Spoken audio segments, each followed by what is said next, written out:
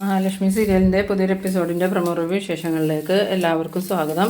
അങ്ങനെ മാർക്കോയാണെങ്കിൽ നമ്മളുടെ ആ ഒരു സിദ്ധയായ അമ്മയെ ചെന്ന് കണ്ടിട്ട് അമ്മയോട് പറയുന്നുണ്ട്, ഇങ്ങനെ മഹാലക്ഷ്മി അമ്മയാവാൻ പോവുക, അമ്മ അറിഞ്ഞു കാണുമല്ലോ എന്ന് പറയുമ്പോൾ ഞാനതെല്ലാം അറിഞ്ഞു, ഞാൻ ആ മോളോട് പറഞ്ഞിരുന്നു, അപ്പം മോൾക്കത് മനസ്സിലായില്ല, ഇപ്പം എന്തായാലും മനസ്സിലായിട്ടുണ്ടാവും. ഇത് മാർക്ക് പറയുന്നുണ്ട്, അതല്ല അമ്മേ പ്രശ്നം, ഇനിയിപ്പോൾ കണ്ണൻ സാറിൻ്റെയും മഹാലക്ഷ്മിയുടെയും ബന്ധുക്കൾ അറിഞ്ഞിട്ടുണ്ടെങ്കിൽ ഒരിക്കലും ആ കുഞ്ഞി ഭൂമിയിലേക്ക് ജനിക്കാൻ അവരനുവദിക്കില്ല എന്ന് പറയുമ്പം അവരമ്മ പറയുന്നുണ്ട്, അത് മോൻ പറഞ്ഞത് നേരാ, പക്ഷേ അവർക്ക് കൂട്ടിന് ദൈവങ്ങളുണ്ട്, അതുമാത്രമല്ല അവരെ ശത്രുക്കൾ ഇനിയും ഉപദ്രവിക്കാൻ ശ്രമിക്കും, പക്ഷേ അവർക്കൊന്നും സംഭവിക്കില്ല, തിരിച്ചടി കിട്ടാൻ പോകുന്നത് ശത്രുക്കൾക്ക് തന്നെയായിരിക്കും. ആ സമയത്ത് മാർക്ക് പറയുന്നുണ്ട്, ആ മേഘനാഥനെ കൊന്നു കളഞ്ഞാലോ എന്ന് എനിക്ക് ചിലപ്പോൾ തോന്നാറുണ്ടെന്ന്. ആ സമയത്ത് ആ ഒരു അമ്മ പറയുന്നുണ്ട്, അതൊന്നും വേണ്ട, ജീവനെടുക്കാൻ നമ്മളെ ഭഗവാനെ ഏൽപ്പിച്ചിട്ടില്ല, പിന്നെ തെറ്റ് ചെയ്യുന്നവരെ ശിക്ഷിക്കാം, അതിന് കുഴപ്പമൊന്നുമില്ല, മോൻ്റെ ഉചിതം പോലെ ആ മേഘനെ ശിക്ഷിച്ചോ, അതുമാത്രമല്ല ഇനി മഹാലക്ഷ്മിയെ കണ്ണനെ ഉപദ്രവിക്കാൻ ശ്രമിക്കുന്നവർക്കെല്ലാം തിരിച്ചടി കിട്ടുന്ന കാലമാണ്. പിന്നീട് മാർക്കോ ചോദിക്കുന്നുണ്ട്, മഹാലക്ഷ്മിക്ക് സുഖപ്രസവമായിരിക്കും അമ്മയെന്ന് ചോദിക്കുമ്പം സുഖപ്രസവമൊക്കെ ആയിരിക്കും, പക്ഷേ ആ പ്രസവം നടക്കണ വരെയും ഒരുപാട് പ്രതിസന്ധികൾ അവർ തരണം ചെയ്യേണ്ട വരും, അവരെ ശത്രുക്കൾ പല രീതിയിലും ബുദ്ധിമുട്ടിക്കും, പക്ഷേ മോൻ അതൊന്നും ഓർത്ത് പേടിക്കേണ്ട, മഹാലക്ഷ്മിക്കും കുഞ്ഞിനും ഒരു ആപത്തും സംഭവിക്കാതെ നല്ലൊരു കുഞ്ഞിന് മഹാലക്ഷ്മി ജന്മം നൽകും.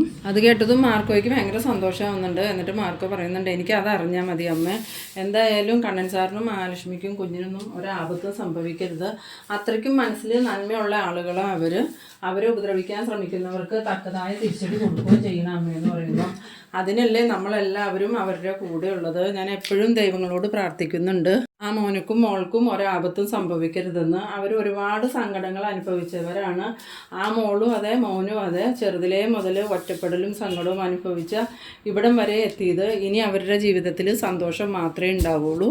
പിന്നീട് ലേഖ കണ്ണനോട് ചോദിക്കുന്നുണ്ട്, ഇതിപ്പോൾ വലിയ പ്രശ്നമാവൂലേ കണ്ണേട്ട, തറവാട്ടിലുള്ളവർ മഹി അമ്മയാവാൻ പോവുക എന്ന് പറഞ്ഞാൽ അടങ്ങിയിരിക്കുമോ?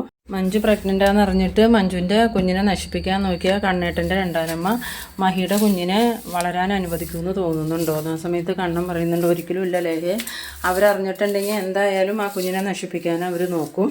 സമയത്ത് കണ്ണൻ പറയുന്നുണ്ട്, അത് നീ പറഞ്ഞത് നേരാ, എന്നാലും ഇപ്പം തൽക്കാലം ആരും അറിയില്ലല്ലോ, അതുകൊണ്ട് കുഴപ്പമില്ല എന്ന് പറയുമ്പം അനന്ത് പറയുന്നുണ്ട്, അതൊക്കെ ശരിയാ, എന്നാലും പ്രസവം കഴിയണ വരെ നിങ്ങൾ കൂടെ ഇവിടെ താമസിച്ചാൽ മതിയെന്ന്. ആ സമയത്ത് മഹാലക്ഷ്മി പറയുന്നുണ്ട്, തൽക്കാലം പ്രശ്നമൊന്നുമില്ല ലേഹയെ, ഇപ്പം എന്തായാലും അവർക്കാർക്കും മനസ്സിലായിട്ടില്ലല്ലോ, ഇനി ഇത് നമുക്കങ്ങനെ മൂടി വയ്ക്കാൻ പറ്റിയ കാര്യമല്ല, കണ്ണേട്ടൻ്റെ കാര്യം മറച്ചു വെച്ചതുപോലെ ഇത് നമുക്ക് മറച്ചു വയ്ക്കാൻ പറ്റില്ല, എന്തായാലും കുറച്ച് കഴിയുമ്പോൾ എല്ലാവർക്കും മനസ്സിലാവൂലേ, അതുവരെ ഞങ്ങളവിടെ സുരക്ഷിതരാ, അത് കഴിഞ്ഞിട്ട് നമുക്ക് ഇങ്ങോട്ട് മാറുന്നതിനെക്കുറിച്ച് ആലോചിക്കാം, അതുവരെ എനിക്കോ എൻ്റെ കുഞ്ഞിനോ ഒരാപത്തും സംഭവിക്കില്ല. ആ സമയത്ത് ലേഖ പറയുന്നുണ്ട്, അത് മഹി പറഞ്ഞത് നേരാ, എന്തായാലും കുറച്ച് മാസങ്ങൾ കഴിഞ്ഞാലേ എല്ലാവർക്കും മനസ്സിലാവുള്ളൂ, അതുവരെ നിങ്ങളവിടെ താമസിച്ചോ, അത് കഴിഞ്ഞാൽ ഉറപ്പായിട്ടും നിങ്ങളിവിടെ വന്ന് താമസിക്കണം, അത് കഴിഞ്ഞാൽ പിന്നെ നിങ്ങൾ മുടക്കമൊന്നും പറയരുത്, അങ്ങനെ മുടക്കം പറഞ്ഞാലും നിങ്ങളെ ബലമായിട്ട് ഞങ്ങൾ പിടിച്ചു കൊണ്ടുവന്ന് ഇവിടെ താമസിപ്പിക്കും, പിന്നെ കുഞ്ഞുണ്ടായതിന് ശേഷമേ നിങ്ങളെ ഞങ്ങൾ പറഞ്ഞു വിടുള്ളൂ, അതുമാത്രമല്ല കുഞ്ഞുണ്ടായി കഴിഞ്ഞാലും കുറേ നാൾ നിങ്ങളിവിടെ തന്നെ താമസിക്കണം, ഞങ്ങൾക്ക് നിങ്ങളുടെ കുഞ്ഞിനെ ഓമനിക്കാനുള്ള സമയം തന്നെ.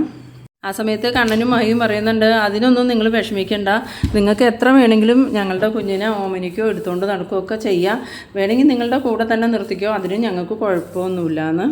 പിന്നീട് കാണിക്കുന്നത് നമ്മളുടെ കരുണേനെയൊക്കെയാണ്. കരുണയാണെങ്കിൽ മോഹിനിയുടെ അടുത്തേക്ക് ചെല്ലുന്ന സമയത്ത് മോഹിനി ഭയങ്കര സന്തോഷത്തോടു കൂടി ഇരിക്കണം കണ്ടിട്ട് കരുണ ചോദിക്കുന്നുണ്ട്, അമ്മ ഇന്ന് ഭയങ്കര സന്തോഷത്തിലാണല്ലോ എന്ന് പറയുമ്പോൾ, പിന്നെ സന്തോഷം ഇല്ലാണ്ടിരിക്കുമോ മോളെ, എൻ്റെ മോളും മരുമകനും ഇന്നിവിടെ വന്നില്ലേ എന്ന് ചോദിക്കുന്നു. ആ സമയത്ത് കരുണ പറയുന്നുണ്ട്, അമ്മയ്ക്ക് അമ്മയുടെ മൂത്ത മോളും മരുമകനും വന്നതിൻ്റെ സന്തോഷമാണ്, ഞാനിവിടെ പിണങ്ങി വന്ന് നിൽക്കണേന് അമ്മയ്ക്കൊരു വിഷമവും ഇല്ല, അതെങ്ങനെയാണ്, അമ്മ ഒരിക്കലും എന്നെ സ്വന്തം മോളായിട്ട് കണ്ടിട്ടില്ലല്ലോ, അമ്മയ്ക്ക് എന്നും വലുത് ആ ലക്ഷ്മി തന്നെയല്ലായിരുന്നു, ഇപ്പോഴും അതെ. ആ സമയത്ത് മോഹിനി പറയുന്നുണ്ട്, മോൾ എന്തൊക്കെയാണ് മോളെ ഈ പറയണത്, എനിക്ക് നീയും ലക്ഷ്മി മോളും ഒരുപോലെ തന്നെയാണ്, ഒരു മാറ്റമില്ല, പിന്നെ അവൾ അച്ഛനില്ലാത്ത കുട്ടിയല്ലേ, നിന്നെ ഓമനിക്കാനും സ്നേഹിക്കാനും നിൻ്റെ അച്ഛനും മുത്തശ്ശിയില്ലേ, എൻ്റെ ലക്ഷ്മി മോൾക്കാണെങ്കിൽ ഞാൻ മാത്രമല്ലേ ഉള്ളൂ, അതുകൊണ്ടല്ലേ ഞാൻ അവളെ ഇത്തിരി കൂടുതൽ സ്നേഹിക്കുന്നത് എന്ന് വിചാരിച്ച് ഞാൻ എന്തെങ്കിലും മോളോട് സ്നേഹക്കുറവ് കാണിച്ചിട്ടുണ്ടോ, മോളെ ഞാൻ അതുപോലെ തന്നെ സ്നേഹിക്കുന്നുണ്ട്, മോൾക്കത് മനസ്സിലാവുള്ളതിന് അമ്മ എന്ത് ചെയ്യാനാ മോളേന്ന്. ആ സമയത്ത് പ്രതാപൻ്റെ അമ്മ അങ്ങോട്ട് വരുന്നുണ്ട്. അമ്മ വന്നതും എന്താ മോളെ ഇവിടെ സംസാരം എന്ന് ചോദിക്കുമ്പോൾ, ഒന്നുമില്ല മുത്തശ്ശി, അമ്മയുടെ കാര്യം പറഞ്ഞതോ, അവൾക്ക് അവളുടെ മൂത്ത മോളും മരുമോനും ഉണ്ടെന്നുള്ള അഹങ്കാരം. ഇപ്പം എന്തായാലും നിൻ്റെ മൂത്ത മരുമോനക്ക് ഒരിക്കലും വീൽ ചെയറിൽ നിന്ന് എഴുന്നേറ്റ് നടക്കാനോ നിൻ്റെ മോൾക്കൊരു കുടുംബജീവിതം കൊടുക്കാനോ സാധിക്കില്ലടി. അവൾക്ക് എന്തൊക്കെയുണ്ടെന്ന് പറഞ്ഞിട്ട് എന്താ കാര്യം? അവൾക്ക് ഈ ജന്മം ഒരമ്മയാവാൻ സാധിക്കില്ല. എൻ്റെ കാരണം മോൾക്ക് എപ്പോൾ വേണമെങ്കിലും ഒരമ്മയാവാന്ന്. ആ സമയത്ത് മോഹിനി പറയുന്നുണ്ട്, ഇങ്ങനെയൊക്കെ എന്തിനാ അമ്മയെ പറയുന്നത്? എൻ്റെ മോൾക്കൊരു അമ്മയാകാൻ പറ്റിയില്ലെങ്കിലും അവളിപ്പോൾ നല്ല സന്തോഷത്തിൽ തന്നെയാണ് ജീവിക്കുന്നത്. കണ്ണനെ പോലെ ഒരു ഭർത്താവിനെ കിട്ടിയതാണ് എൻ്റെ മോളുടെ ജീവിതത്തിലെ ഏറ്റവും വലിയ നേട്ടം എന്ന് പറയുമ്പം ഈ പ്രതാപൻ്റെ അമ്മ പറയുന്നുണ്ട്, അത് ശരിയാ, അതുകൊണ്ട് വീൽ ചെയറിലിരിക്കണവനെയും തള്ളിക്കൊണ്ട് അവൾക്ക് നടക്കാമല്ലോ. ആ സമയത്ത് മോഹിനി പറയുന്നുണ്ട്, അമ്മയ്ക്ക് അറിയാലോ കാരണം വീൽ ചെയറിലാവാനുള്ള കാരണം എന്താണെന്ന്. ആ സമയത്ത് നമ്മളുടെ കരുണയാണെങ്കിൽ ഈ പ്രതാപൻ്റെ അമ്മയുടെ നേരെ ഇങ്ങനെ നോക്കുന്നുണ്ട്. പെട്ടെന്ന് തന്നെ പ്രതാപൻ്റെ അമ്മ അവിടുന്ന് തിരിച്ചു പോകുന്നുണ്ട്. പിന്നെ കരുണയ്ക്ക് സംശയം തോന്നിയിട്ട് കരുണ പുറകെ ചെന്നിട്ട് ചോദിക്കുന്നുണ്ട്, എന്താ മുത്തശ്ശി അമ്മ അങ്ങനെ പറഞ്ഞതെന്ന് ചോദിക്കുമ്പോൾ പ്രതാപൻ്റെ അമ്മ നല്ലോണം ഒന്ന് പരുങ്ങുന്നുണ്ട്. എന്നിട്ട് പറയുന്നുണ്ട്, അത് പിന്നെ കണ്ണന് ആക്സിഡൻറ്റ് സംഭവിച്ചതുകൊണ്ടാണല്ലോ അവൻ വീൽ ചെയറിലായത്, അതുപോലെ ജന്മനാ ഉള്ളതൊന്നും അല്ലല്ലോ, അതുകൊണ്ടായിരിക്കും അവൾ അങ്ങനെ പറഞ്ഞത്. എന്തായാലും അവനിനി ഈ ജന്മം എഴുന്നേറ്റ് നടക്കാനും ഒന്നും പോകുന്നില്ല എന്ന്. പിന്നീട് കരുണ പറയുന്നുണ്ട്, എഴുന്നേറ്റ് നടന്നാലും എഴുന്നേറ്റ് നടന്നില്ലെങ്കിലും എനിക്ക് കുഴപ്പമൊന്നുമില്ല, അവളാണെങ്കിൽ നല്ല ഭാഗ്യവതിയാണ്, ഇനി ഞാൻ അവളുടെ കീഴിൽ ജീവിക്കാനായിട്ടൊന്നും അങ്ങോട്ട് പോകണില്ല. പിന്നീട് കാണിക്കുന്നത് നമ്മളുടെ മേഘനാഥനെയും വാമദേവനെയാണ്. മേഘനാഥനാണെങ്കിൽ വാമദേവനോട് പറയുന്നുണ്ട്, കണ്ണൻ എഴുന്നേറ്റ് നടന്നോന്ന് എനിക്കൊരു സംശയം ഉണ്ടച്ചാ. അവളെയും ഞാൻ മൂന്നാറിൽ വെച്ച് നേരിട്ട് കണ്ടു. അന്നേരം ഞാൻ കുറച്ച് വെള്ളത്തിലായതുകൊണ്ട് എനിക്ക് അവരാണൊന്നും ഉറപ്പിക്കാനും പറ്റിയില്ല. ആ സമയത്ത് വാമദേവൻ പറയുന്നുണ്ട്, നിനക്ക് എന്താ മേഘ, വന്ന് തലയ്ക്ക് സുഖമില്ലാണ്ടായോ? കണ്ണൻ അങ്ങനെ എഴുന്നേറ്റ് നടക്കണേ എങ്ങനെയാണ്? ഇപ്പം തന്നെ കണ്ടില്ലേ, ഞാൻ ഈ വീൽ ചെയറിലായിട്ട് എത്ര നാളായി, എനിക്കൊന്ന് അനങ്ങാൻ പോലും ഇതുവരെ പറ്റിയിട്ടില്ല എന്ന്. ആ സമയത്ത് മേഘം പറയുന്നുണ്ട്, അച്ഛനെ കൂട്ടല്ലോ കണ്ണനെ മനഃപൂർവ്വം അച്ഛനും അപ്പച്ചിയും കൂടി മരുന്ന് മാറ്റിക്കൊടുത്ത് വീൽ ചെയറിൽ തന്നെ ആക്കിയതല്ലേ. അച്ഛനക്ക് ചികിത്സ കിട്ടാഞ്ഞിട്ടല്ലല്ലോ എഴുന്നേക്കാത്ത. കണ്ണൻ എഴുന്നേക്കാത്തത് ചികിത്സ കിട്ടാത്തത് കൊണ്ട് തന്നെയാണ്. ഇനിയിപ്പോൾ ആ തോമസ് ഡോക്ടറുടെ അടുത്ത് പോയി അവനക്ക് നല്ല ചികിത്സ കിട്ടിക്കഴിഞ്ഞാൽ അവനെ എഴുന്നേറ്റിട്ടുണ്ടാവില്ലേ അച്ഛാ? എനിക്ക് തോന്നുന്നത് കണ്ണൻ നടന്നു തുടങ്ങിയെന്ന, എന്നിട്ടും അവരെല്ലാവരും നമ്മളിൽ നിന്നും അത് മറച്ചു വെക്കണതാണ്.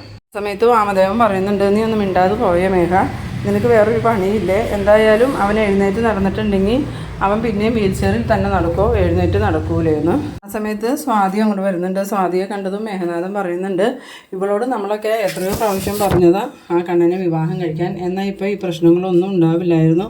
കണ്ണൻ അധികം വൈകാതെ തന്നെ എഴുന്നേറ്റ് നടക്കുമെന്ന് തന്നെ എനിക്ക് തോന്നുന്നത്. അതോ ഇനിയിപ്പോൾ അവൻ നടന്നു തുടങ്ങിയെന്നും എനിക്ക് സംശയമുണ്ട്. എന്തായാലും ഇവളുടെ ജീവിതത്തിലെ ഏറ്റവും നല്ല സൗഭാഗ്യം ഇവൾ തട്ടിത്തെറിപ്പിച്ച് കളഞ്ഞായിരുന്നു. ആ സമയത്ത് സ്വാതി പറയുന്നുണ്ട്, എനിക്ക് അത്രയും വലിയ സൗഭാഗ്യമൊന്നും വേണ്ട എൻ്റെ ഏട്ടാ, എനിക്ക് ഇതുപോലെയൊക്കെ അങ്ങോട്ട് ജീവിച്ചാൽ മതി. എന്തായാലും വീൽ ചെയറിലിരിക്കുന്ന ഒരാളെ വിവാഹം കഴിച്ചിട്ട് കിട്ടുന്ന സൗഭാഗ്യം ഒരു പെണ്ണും ആഗ്രഹിക്കില്ല എന്ന്. പിന്നീട് കാണിക്കുന്നത് നമ്മളുടെ മഹാലക്ഷ്മി ആണെങ്കിൽ കണ്ണനോട് പറയുന്നുണ്ട്, എനിക്ക് എന്തായാലും ആ ഒരു അമ്മയെ ഒന്ന് കണ്ട് നന്ദി പറയണം കണ്ണേട്ടാ. അതിനെന്താ താൻ പോയിട്ട് വാന്ന് പറയുമ്പോൾ മഹാലക്ഷ്മി ചോദിക്കുന്നുണ്ട്, കണ്ണേട്ടൻ വരുന്നുണ്ടോ എന്ന് ചോദിക്കുമ്പോൾ ഇപ്പം എന്തായാലും ഞാൻ വരുന്നില്ല, താൻ പോയി അമ്പലത്തിൽ ആ അമ്മയെയും ഭഗവാനെയൊക്കെ കണ്ട് പ്രാർത്ഥിച്ച് നന്ദിയൊക്കെ അറിയിച്ചിട്ട് വാന്ന്. ഇതേസമയം നമ്മളുടെ ലേഖയാണെങ്കിൽ മഹാലക്ഷ്മിയോട് ചോദിക്കുന്നുണ്ട്, മഹി ഒറ്റയ്ക്കാണോ പോണേന്ന് ചോദിക്കുമ്പോൾ മഹാലക്ഷ്മി പറയുന്നുണ്ട്, ഞാൻ ഒറ്റയ്ക്കാണ് പോണേ, ലേഖ വരുന്നുണ്ടെങ്കിൽ ലേഖയും കൂടി എൻ്റെ കൂടെ പോരേന്ന് പറയണം. ആ സമയത്ത് ലേഖ പറയുന്നുണ്ട്, എന്നാൽ ഞാനും കൂടിയും വരാം, മഹി ഒരു 5 മിനിറ്റ് നിൽക്കുക, ഇപ്പം തന്നെ ഞാൻ റെഡിയായി വരാമെന്നും പറഞ്ഞ് ലേഖയാണെങ്കിൽ റെഡിയാവാൻ പോകുന്നുണ്ട്. ഇതേസമയം നമ്മളുടെ കണ്ണൻ്റെ ഫോണിലോട്ട് മഞ്ജു വിളിക്കുന്നുണ്ട്. മഞ്ജുവിൻ്റെ കോള് കണ്ടതും കണ്ണൻ വേഗം തന്നെ കോൾ എടുത്തിട്ട് എന്താ മോളേന്ന് ചോദിക്കുമ്പം ഏട്ടനും എടുത്ത് ഇപ്പോൾ എവിടെയാണെന്ന് ചോദിക്കണം. ആ സമയത്ത് ഞാൻ പറഞ്ഞിരുന്നില്ലേ ഞങ്ങൾ അനന്തുവിൻ്റെ ലേഖയുടെയും വീട്ടിലാണ്, ഏട്ടനിപ്പോൾ വീട്ടിലോട്ട് പോകണ്ടോയെന്ന് ചോദിക്കുമ്പം എന്തായാലും ഇപ്പോൾ പോണില്ല, കുറച്ച് സമയം കഴിഞ്ഞിട്ടേ പോകണുള്ളൂ. ആ സമയത്ത് മഞ്ജു പറയുന്നുണ്ട്, ഞങ്ങൾക്ക് ഏട്ടനെ എടുത്തിയൊന്ന് കാണണം, ഞങ്ങൾ ഇപ്പം അങ്ങോട്ട് വരട്ടെ എന്ന് ചോദിക്കുമ്പം ഇപ്പം വന്നിട്ട് കാര്യമില്ല മഞ്ജു, മഹിയാണെങ്കിൽ അമ്പലത്തിൽ പോകാനായിട്ട് റെഡിയായി നിൽക്കുക, വൈകുന്നേരം വന്നാൽ മതി, മഹി അമ്പലത്തിൽ പോയി തിരിച്ചു വരട്ടെ എന്ന്. ആ സമയത്ത് മഞ്ജു പറയുന്നുണ്ട്, ഏട്ടാ ഇത് മറ്റാരെങ്കിലും അറിഞ്ഞു എന്ന് ചോദിക്കുമ്പം നിലവിൽ ആരും അറിഞ്ഞിട്ടില്ല, തൽക്കാലം നിങ്ങൾ ആരോടും പറയാനും നിൽക്കണ്ട, ഇത് രഹസ്യമായി തന്നെ ഇരിക്കട്ടെ, അല്ലെങ്കിൽ എൻ്റെ കുഞ്ഞിനെ കളയാൻ നോക്കിയതുപോലെ അമ്മ ഏടത്തിയുടെ കുഞ്ഞിനെ ഉറപ്പായിട്ടും കളയും. കണ്ണേട്ടനൊരു കുഞ്ഞുണ്ടാവുമെന്ന് സങ്കല്പിക്കാൻ പോലും അമ്മയ്ക്കും ഉണ്ണിയേട്ടനും ആ മേഘനൊന്നും സാധിക്കില്ല, അതുകൊണ്ട് വളരെയധികം സൂക്ഷിക്കണോട്ടെ ഏട്ടാന്ന്. ആ സമയത്ത് കണ്ണൻ പറയുന്നുണ്ട്, അത് ഞങ്ങൾക്ക് അറിയാം മോളെ, എന്തായാലും തൽക്കാലം ഞങ്ങൾ ഇതാരെയും അറിയിക്കണില്ല, പക്ഷേ ഈ ഒരു കാര്യം ഒരുപാട് നാളങ്ങനെ മൂടി വയ്ക്കാനൊന്നും പറ്റില്ലല്ലോ, എന്നായാലും എല്ലാവരും അറിയില്ലേ, അതുവരെ നമുക്കിത് രഹസ്യമായിട്ട് വയ്ക്കാമെന്ന്.